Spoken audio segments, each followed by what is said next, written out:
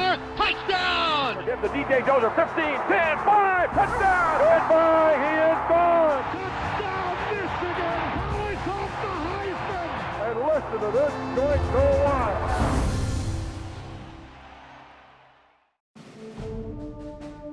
When you go to Michigan, the tradition of this university and its football program is huge, and it's imprinted in your brain from the time you walk in the door. You're playing for the University of Michigan Wolverines, just as Tom Harmon did, just as Willie Heston did, the guy like Yost who coached back in the turn of the century. It's sacred ground when you step into the big house and you know that you're playing on the backs of men that have come before you, and you're representing men that will come afterwards. One thing that was told to me is that first, you represent this fine university. Second, you represent this great program. Third, you represent the name on your back. Any mark on any of those is unacceptable. Michigan is the winningest football program in college football history. And when you have that tradition, people expect you to win. They expect big things out of you. By 1997, the burden of expectation seemed to be too much for the shoulders of Michigan men. Touchdown! Caught by Westbrook for a touchdown! In 1995, head coach Gary Moeller, heir to the legacy of Bo Schembechler and winner of 3 Big Ten titles, fell suddenly from grace after an embarrassing public intoxication incident. They were considered the gold standard. Even if they underachieved on the field, off the field, they conveyed this sense of regalness about them, that to have a head coach publicly embarrass himself in that way, that's unspeakable. Moeller was forced out. His replacement, longtime Wolverines assistant Lloyd Carr. I would not be honest if I didn't say that we are wounded and we have great pain. But I would say to all of you, don't shed any tears for us. We don't want your tears. Don't feel sorry for us. We don't want your sorrow. When I became the interim coach, I tried to take it one day at a time. We just stayed together, and each of us committed to do our very, very best that we could have a season that when it was over, we could stand tall. As 1997 dawned, Carr had yet to produce that season. 2 straight 4-loss campaigns and 4 consecutive 4-loss seasons overall placed the Wolverines program at a crossroads. It was mediocre Michigan. That's what the country thought about Michigan at that point, that the M stood for mediocre. I think there may have been some question about Lloyd Carr and if he really could get this program to the next level, back to where Bo Schembechler had him. I came in '93, 5 years previous, they had been to the Rose Bowl. It's just the rite of passage. And then all of a sudden, my freshman through 4th year, we don't go. I understood absolutely that this was a big year as far as Michigan football and as far as being the head coach here. I was aware of the situation. If you take a look at the '97 season, it really didn't add up as a national championship year. The toughest schedule in the nation. We had no buys. He separated himself from any other coach, frankly, that I've ever had in the area of inspiring his players. They met a group of men from Michigan! And to inspire his players, he used metaphors. He was a little bit different than most football coaches, very cerebral. Lloyd is a big reader, and he read the book about climbing Everest, and he uses it as a metaphor for the season. The book, John Krakauer's Into Thin Air, inspired Carr to invite Lou Kosicki, one of the men who challenged Everest with the author, to speak to the team. He had a wonderful message for a group of young college kids about what it takes to climb the highest mountain.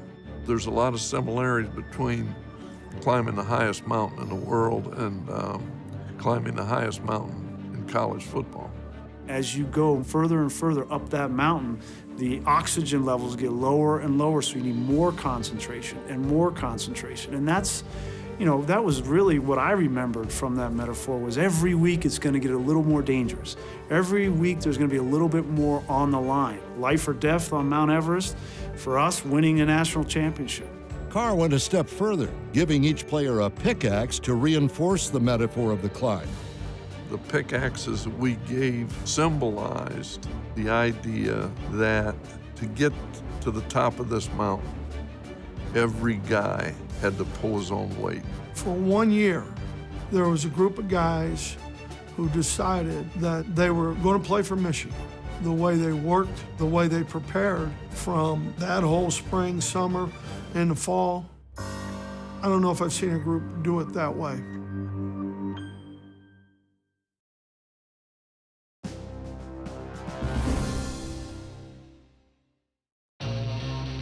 The first meeting of the year, myself and Ben Huff, we had a little disagreement about a seat in the front row where seniors normally sit. Chris was a fourth-year senior, Ben was a fifth-year senior, and neither guy would budge. I mean, that's how serious leadership was around this place. After that event happened between myself and Ben Huff, we kind of decided as seniors, everybody needs to put their differences aside and we need to come together.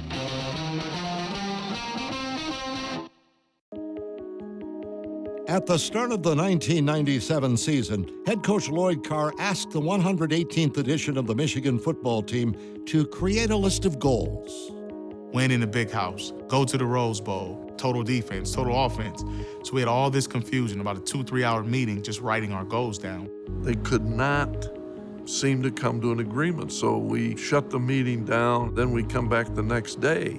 Finally, Charles Woodson, who didn't say a lot, but when he did, he had everyone's attention. Eventually, I stood up and I said, how about we just win?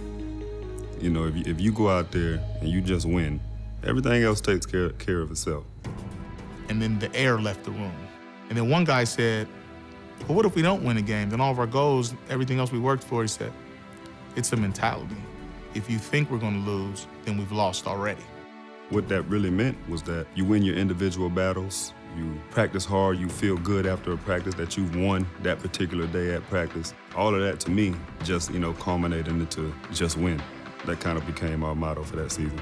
Woodson was the kind of guy, if he came to practice and the guy across from him on offense wasn't hustling, wasn't trying to beat him, he called him out. An All-American cornerback in 1996 as a sophomore, Woodson had designs on expanding his role during his junior season. Charles and I talked a lot. He said, Ray, I need the ball. I need the football. I'm going to play offense. I don't care. He said, I'll play every down if I have to, whatever it takes to win. The toughest part for me was that you had to maintain what you primarily did, and that was defense. And Coach Carr made that very clear to me. He said, we're going to play you on offense, but if any part of your defensive game slips, then I'm taking you off, no questions asked. It's Woodson, touchdown, Michigan. You started to learn the patterns and the nuances. Charles had all the ability in the world, but he had to learn that process of it, and he very quickly picked that up because he's one of the smartest football players that I've ever been around. Hessel will drop back to throw, has good protection, throwing deep down the left sideline. Woodson in coverage, picks it off at the Michigan 45-yard line. This defense was remarkable, and a lot of it had to do with Charles Woodson in the back. He was the single best athlete I've ever seen in college football, period. He is the only player I've ever seen on any team where you're more excited to see the defense take the field than the offense. Wood was a real instinctive but studied the game football player, and he was going to take care of half the field. When the Wolverines traveled to East Lansing in late October, Woodson went from being merely great to a national phenomenon. Michigan State, we have a huge media audience, and he makes an interception that is second to none. Now has Bazell in space, throws, and Unbelievable! Made a spectacular interception. What a grab by Woodson. I just stuck my hand out, and it feels like that ball just stuck to my glove. And I came down, got the foot in, and understood that I really made a spectacular play. The thing about that play is it represents confidence, supreme confidence. Charles Woodson looks up and says, I can fly. I'm going to get that ball. That's my football. That's the thing that separated Charles. It wasn't athleticism. It was his mentality. Myself and other guys in the press box were staring at each other. He goes, do you believe what you just saw? And that was the first day that people were saying that Charles Woodson might be a Heisman Trophy candidate.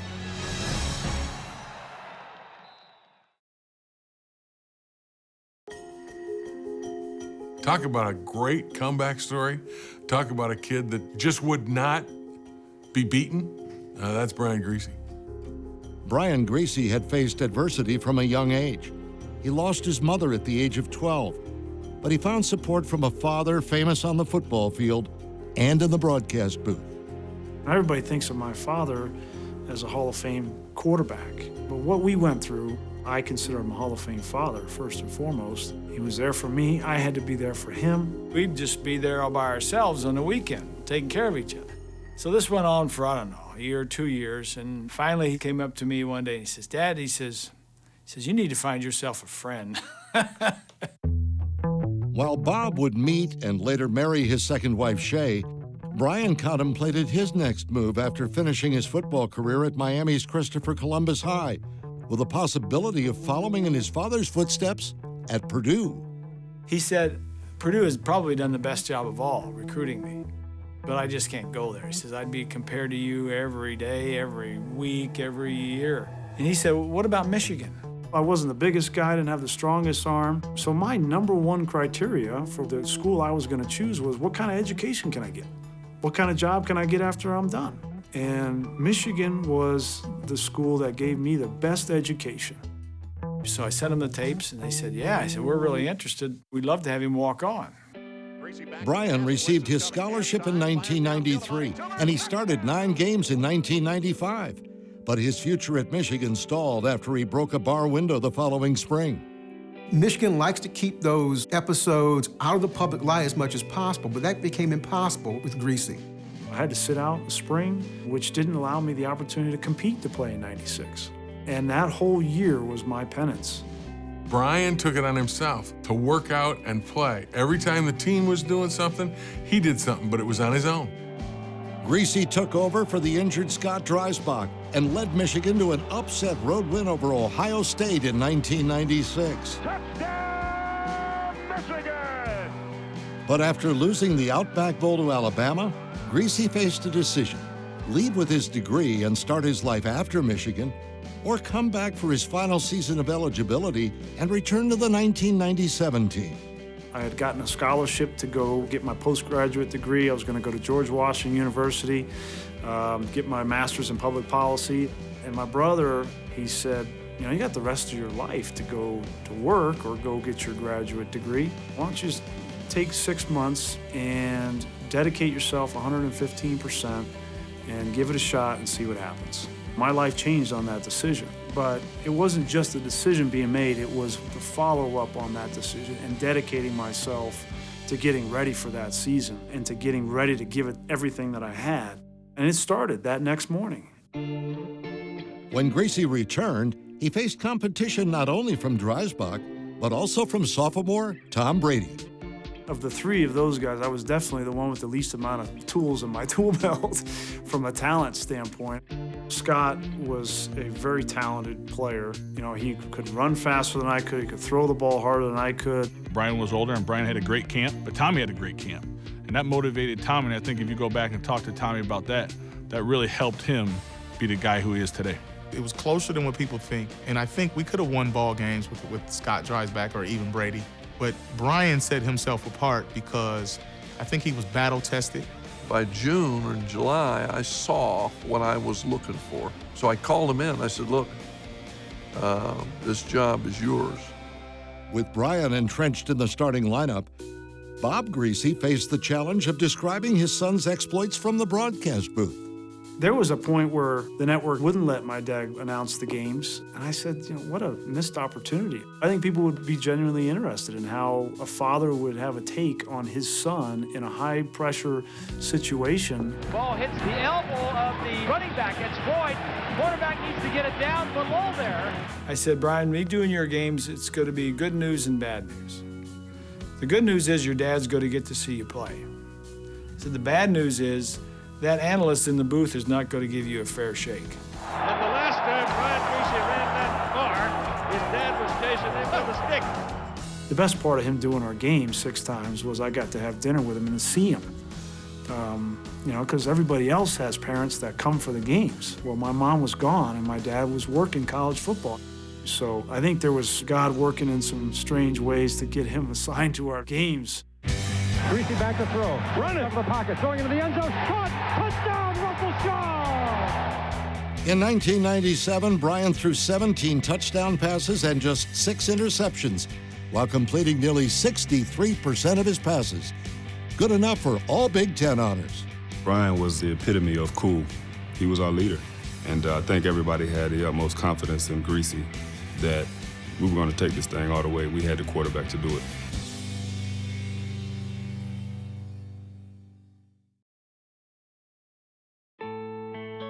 As the 1997 season began, the Michigan defense was jolted by 2 key injuries. Ben Huff developed himself into an all Big Ten caliber defensive lineman. And he got hurt on the last scrimmage before the regular season started. It was just a heartbreaking loss. We decided we were going to rally around him and we were going to play for Ben. A month later, playing Indiana in the 4th game, Eric Mays, first series, knee blows. I mean, his story was amazing. Walk on, turn captain. He was a guy that, his teammates voted captain for a reason because of how he handled his business on and off the field. He became a little bit of an inspiration also. The offense faced its own challenges. First and foremost, meshing in new additions to the offensive line. We brought Terry Malone on as the offensive line coach. Malone had to go in and ask for defensive players to play the offensive line. That's how Steve Hutchinson and Chris Zeman got on the offensive line. We knew they were talented and they were tough. We had an offensive line that you would die for. John Jansen, Backus, and Hutchinson, and Adamy, and Brandt. I don't know if there's a better line anywhere than that one.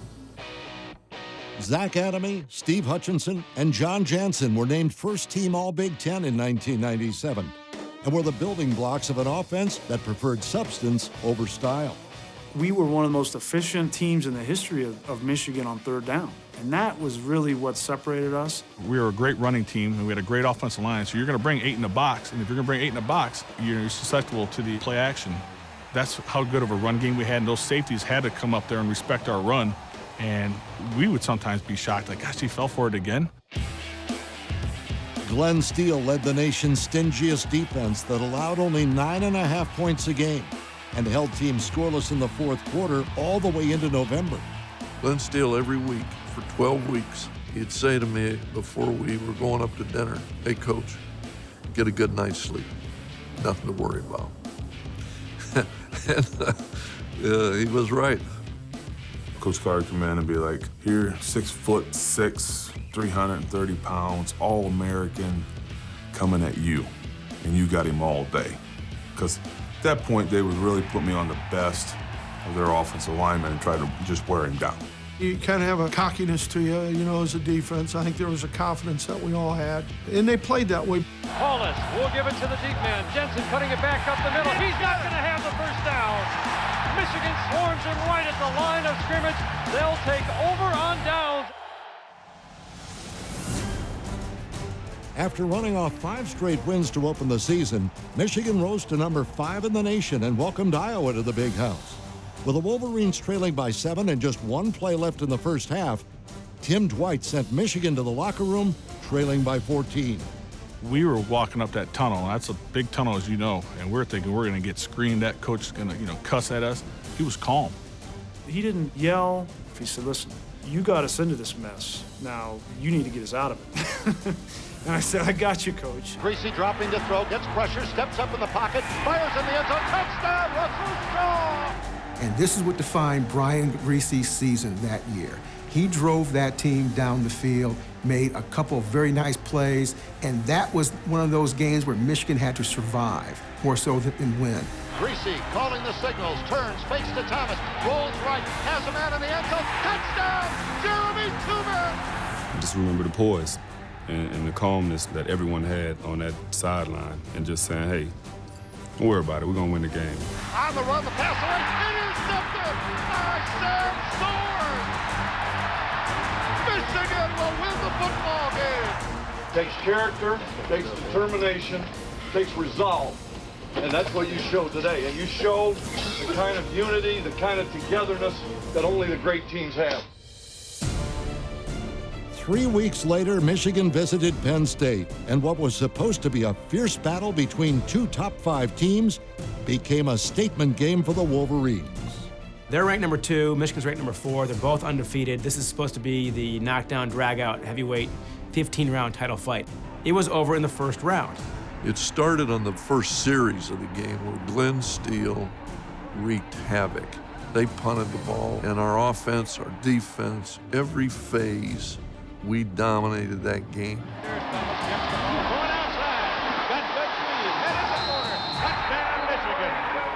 When Dadrian Taylor put his face underneath that tight end's chin, that hit symbolized how serious we were going to play football. I'm glad Dadrian is healthy and he's okay, and he recovered from that injury, but I think that Penn State game let the world know we were serious. When that game was over, I think everyone said, hey, look, we got a chance to do this thing, and it's up to us to go finish it.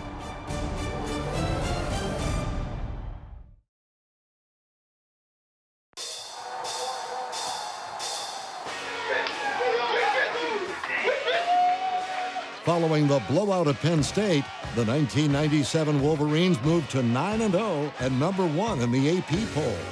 Next up, a trip to Wisconsin. We didn't know if Ron Dane was going to play. When we took the field defensively and saw that they had Eddie Faulkner, freshman running back, in there starting, we laughed. We looked at the sideline, looked right at Ron Dane and said, get out here and play, baby. What you scared of? Come see us. You don't want none of this. He turned his back and walked away. That was probably the biggest mountain that this team had to climb on the road, and they were pretty methodical in that game. They just took care of business. With a 26-16 win at Camp Randall, only one game remained between the Wolverines and their first Big Ten championship in 5 years. The game. The Ohio game, it's going to be in your head, and it should be. I would sit here and be lying if I didn't say it was pure hatred when you go out there on the field. In the past few years, it was Ohio State with the unbeaten team chance to win a national championship, and Michigan had upset them. So now Ohio State has the opportunity to do that to Michigan. The 4th-ranked Buckeyes came in talking, led by all-conference wide receiver David Boston. A reporter, of course, says, hey, what do you think about David Boston's comments? He says if Ohio State is clicking, they'll beat Michigan by 2 touchdowns. So I quickly replied and said, well, we're clicking, we'll beat them by 2 touchdowns. David Boston came on his visit to Michigan talking trash when he was in high school. That's where it started. He said, I'm going to Ohio State. I just wanted to come see your campus, and I wanted to come tell Charles Woodson, I can't wait to score touchdowns on you. The seniors will be introduced individually, playing their last home game against Ohio State with everything on the line. When we were warming up at the 50-yard line, I looked at Boston and I said, oh, Charles, he's a grown man. This guy's filled out. He's rocked up. What are you going to do?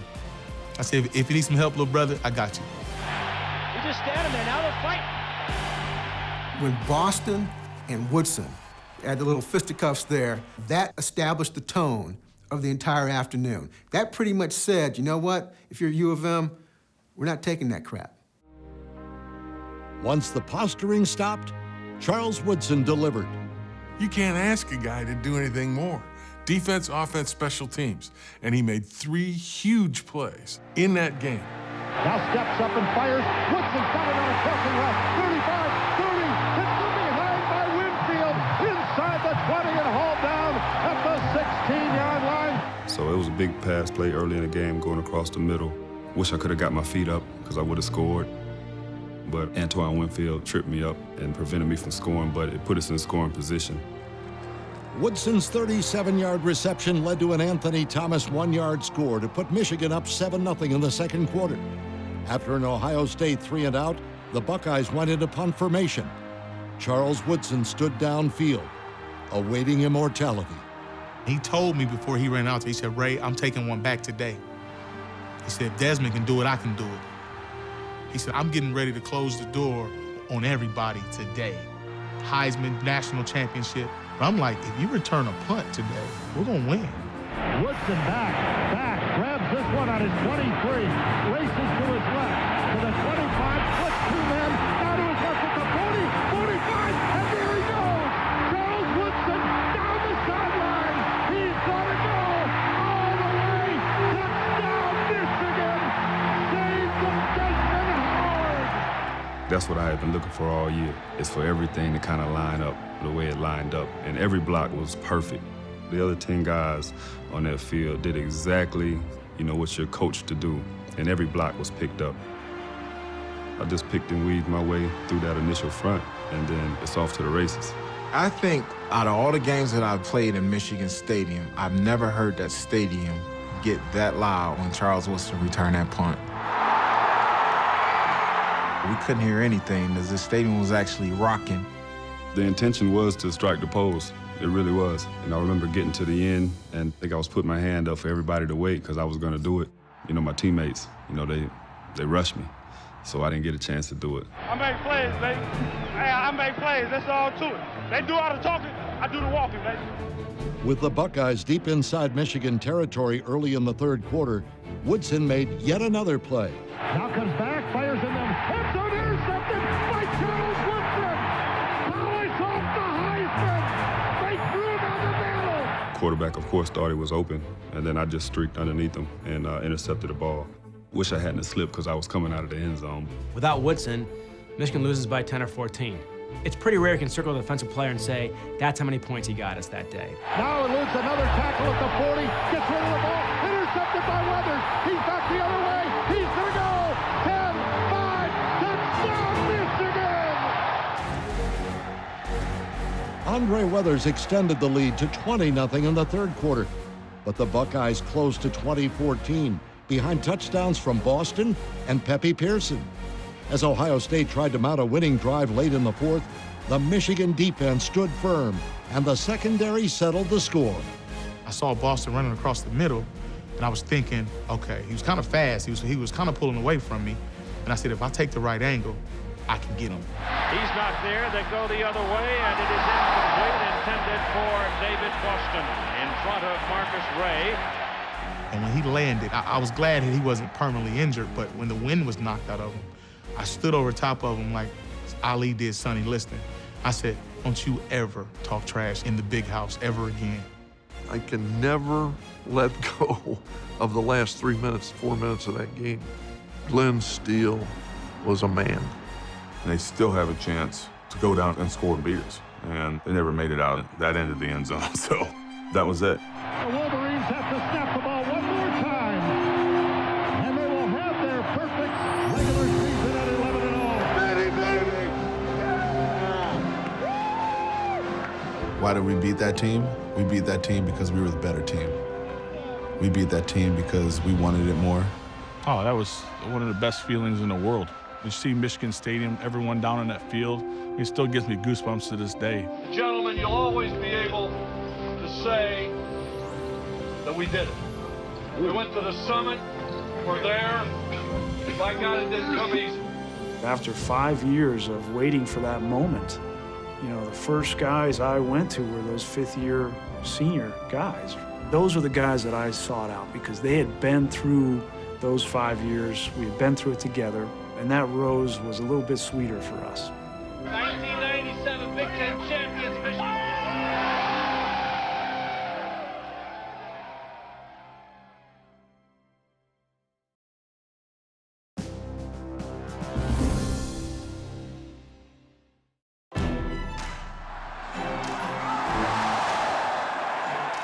The local news said Marcus Ray hit on David Boston is going to be on the cover of Sports Illustrated. And I said, what? I thought it was very fitting for anybody who doubted us, including David Boston. I think that play represented Michigan football is back.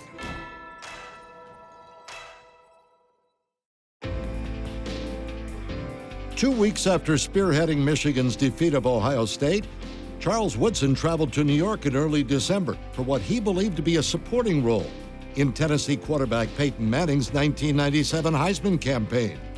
Before we left the hotel room, I said, do you think you're going to win? He said, I don't think I'm going to win. I want to win. I just don't think they'll vote for me. I'm sitting there next to Randy Moss, Payton and Ryan Leaf is there. And the winner from Michigan. And he says, from Michigan. And, you know, I kind of froze, like, did he really just say Michigan? From Michigan, Charles Woodson. And I can remember Randy Moss kind of nudged me, get up. And my body just kind of went limp, you know, for a second. And then, you know, it all hit me like, wow, that really just happened.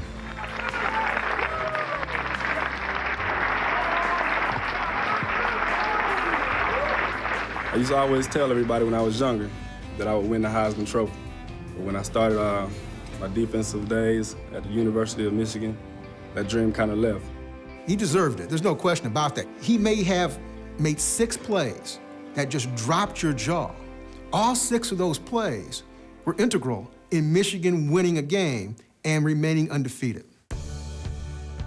With the Heisman Trophy in hand, Charles Woodson and the Wolverines traveled to California to prepare for the Rose Bowl against 8th-ranked Washington State, knowing that a win would ensure their first national championship in 50 years. Nothing else mattered if we didn't win this game. It wasn't good enough just to get to the Rose Bowl or be Big Ten champions. It was, can we seal the deal? Can we finish this journey? Every game, you moved a little bit higher on that mountain. We knew if we won this game, we were going to the summit. While media attention centered on Cougars quarterback and Heisman finalist Ryan Leaf, Brian Griese faced his own challenge, leading an undefeated team to the brink of a championship, just as his father had done with the 1972 Miami Dolphins. I never called up my dad and said, hey man, what was it like to be undefeated in 1972? You know, I didn't do that. There's no way I would do that. He would have slapped me through the phone. I said, no matter what happens in this Rose Bowl game, I said, you guys have had a great year. And he saw through all that. He says, we've had a great year, and we're gonna win this game, and we're gonna win the national championship. The field is perfect. So is the weather. Here we go. The Rose Bowl began inauspiciously for Michigan. A Griese interception led to a Cougar score, and Washington State was driving a second time when Charles Woodson put his stamp on yet another big game. We went out there, and I remember Ryan said he was going to take his shots at Charles, and I'm like, you know, that's just a wrong guy you want to motivate like that. Going out. Intercepted. Charles Woodson. When Charles intercepted that pass, he saved the game, and then everyone else stepped up. Trailing 7-0, Brian Griese shook off 5 years of ups and downs in a matter of 3 passes. We hadn't thrown the ball down the field deep and been successful throwing the ball deep the whole season. In that game, Brian was on that day. Blitz coming, but Griese's got time. Deep, right sideline, fires for Streets. He breaks up and he's got it. 10, 5, touchdown Michigan!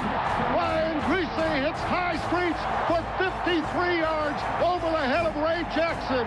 I knew that Ty, if he got single coverage, that he had the speed and the elusiveness to get free down the field, and neither one of their corners really scared us at that point. Griese rolls out, still got it, lets it go big for Ty Streets.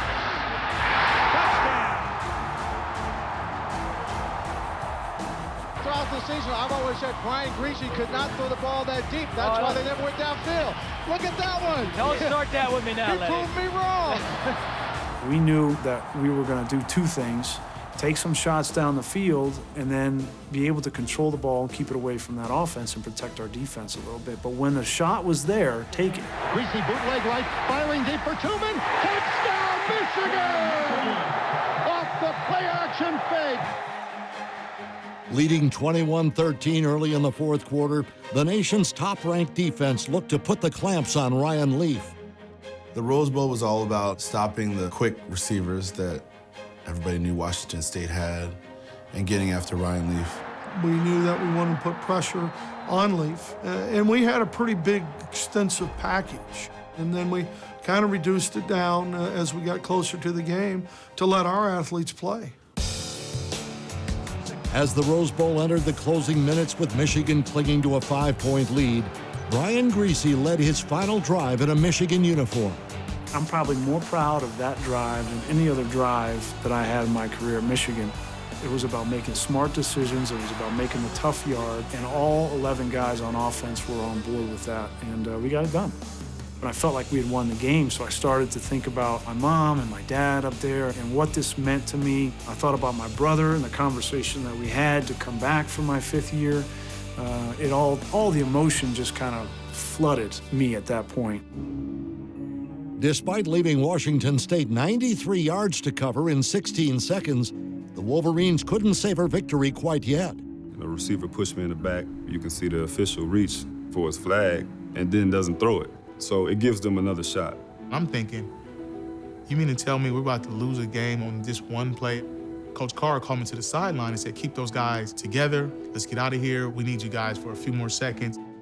The Cougars reached the Michigan 26 with 2 seconds to go and a possible chance at ruining perfection. It was not to be. 2 seconds. Leaf gets the snap, throws the ball in the ground. The game is over. Game is over. Michigan has realized its destiny and won the national championship in the Rose Bowl, beating Washington State 21-16. Well, I know there was some controversy near the end where Leaf was trying to score that game-winning touchdown. I'm not sure if he spiked the ball in time to stop the clock, though. We celebrated, but it took us a while because I can remember being almost at midfield. I didn't know what had happened. It was one of those moments that you dream about, and I just remember that blue, that amazing blue, bleeding onto the field. The MVP in today's ball game. You want to know who it is? I'm standing alongside his proud daddy, quarterback Brian Gracie of Michigan. What a year he's had. Changed his whole life. You got lost, Pete. I don't blame you. You want to cry, you go ahead. I'll hold you up. That's shake, Gracie. You guys got me crying. Oh, Nelly. You want to know who the MVP is? I'm standing right next to his proud daddy. You know, that was special, you know. I'd done well the whole year, and this was the end of the season, the end of the game, and yeah, it was special. People still talk to me to this day that they were watching that game with their son and could just relate to my dad and his emotion, and that's not my dad. Anybody that knows him would say that he's not the emotional kind of guy, and for him to do that on national TV and the biggest stage, I think really was a really nice way to end my career. Before I was going into the press conference, I saw my dad in the hallway, and I was still dressed in my, but he had come down from the booth. I just went over and gave him a big hug. There wasn't anything to be said. I was proud of him, and he was proud to be my son and all the difficulties that we had gone through. I want to tell you, first of all, how proud of him. If you ask anybody from that team, your coach is your guy. And you want to hear what he has to say. And Lloyd was particularly good at that. You embraced the pressure. You answered every challenge. You answered every question. You have left a wonderful legacy for every team that ever follows you. You just won the national championship. It was unbelievable to sit there and know we just won a national championship. We just won a national championship. It's a childhood dream. You know, last year we sent some guys out without a Rose Bowl ring. This year we're sending those fifth-year guys out. Those guys won't be coming back this year. We're sending them out with a national championship. That axiom that Coach Schembechler always used, that those who stay will be champions. For my senior class, that fifth-year class, and there were about 6 of us that stayed all 5 years, and then for us to have our last game in the Rose Bowl, it meant everything to us. It was the most special game I've ever played in. Let's go! 1, 2, you know what to do! Hail to the victors valiant! Hail to the conquering heroes! Hail, hail to Michigan, the leaders in best! Hail to the victors valiant! Hail to the conquering heroes! Hail, hail to Michigan, the champions of the world!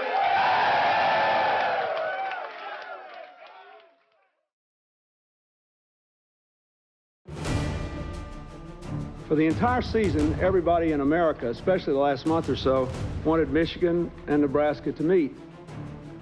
I'm the only person who could pull it off.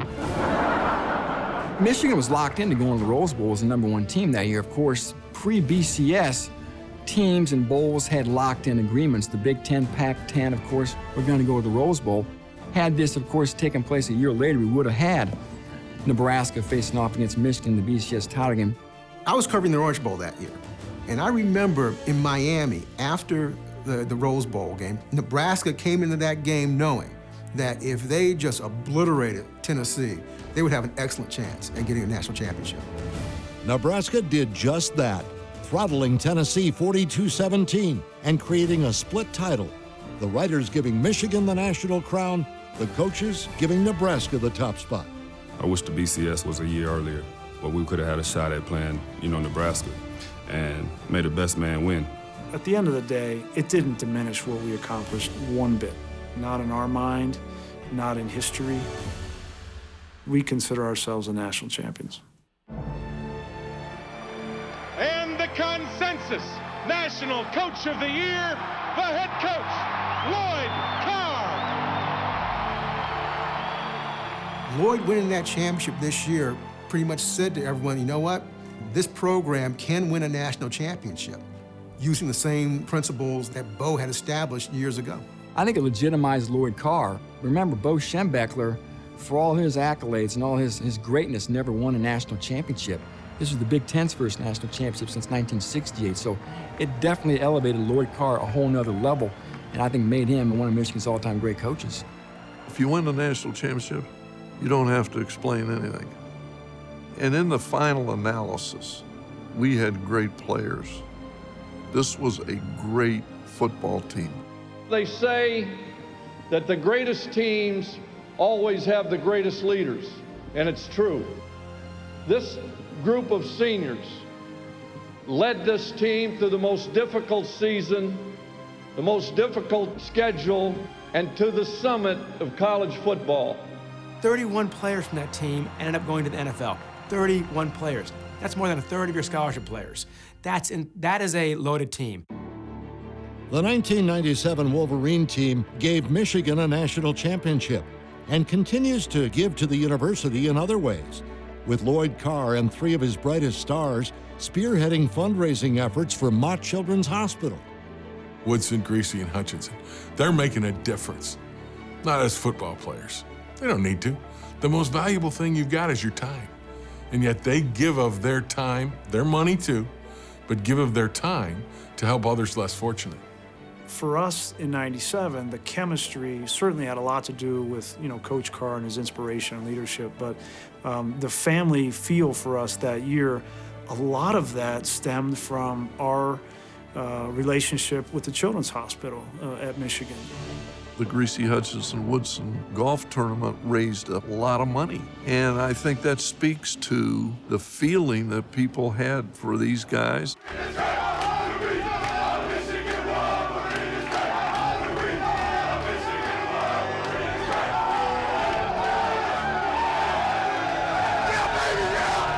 No matter what happens at Michigan from here on out, they'll always remember the champions. So what that team means to me is everything, because it's a legacy. It's a legacy that we all built and a legacy that we'll all leave behind as one of the great teams here at Michigan. I think about a team that stuck together through and through. I think about a team that Coach Carr coached perfectly. And I think about a team that will always be national champions of 1997.